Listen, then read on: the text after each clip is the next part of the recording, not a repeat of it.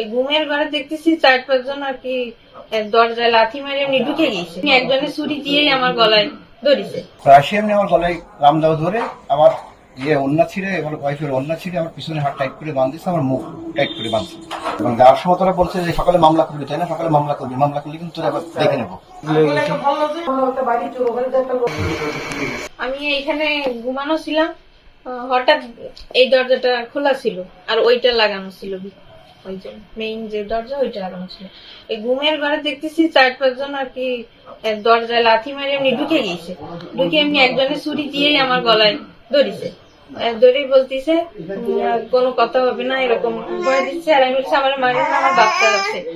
তারপরে লাইট জ্বালাইছে, ওইদিকে আর 2 জন মনে হয় এই পাশে ছিল, এরা আমার স্বামীরে হাত বাঁধে ফেলেছে আর তার গাড়ির উপর চড় মারছে। শব্দ হওয়ার পরে আমার চোখ খুলতে খুলতেই দেখি আমার রুমে টর্চ লাইট আর বড় বড় রামদাও।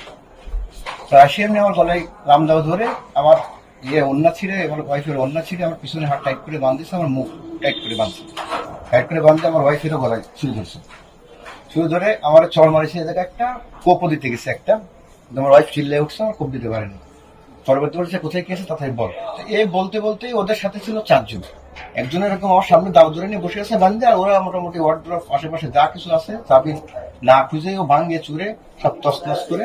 আমার ওয়াইফের 6 ভরি সোনা ছিল উপরে, আর আমার ডোয়ারে ছিল 3,20,000 টাকা, আমার ওয়াইফের ছিল 20,000 টাকা।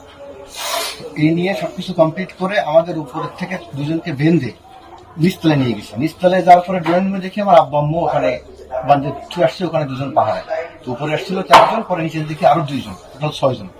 পরে নিচের তলায় আমাদের 6 জনকে এক রুমে বাঁধলে ওরা ওই পাশ থেকে খোলা চলে গেছে। এবং যাওয়ার সময় তারা বলছে যে সকালে মামলা করবি, তাই না? সকালে মামলা করবি, মামলা করলে কিন্তু তোরা আবার দেখে নেবো। প্রকাশ্যে তাদের সাথে করছে। তো আমরা আসলে তদন্ত করে বের করতে পারবো যেটা দোষটা নাকি এটা।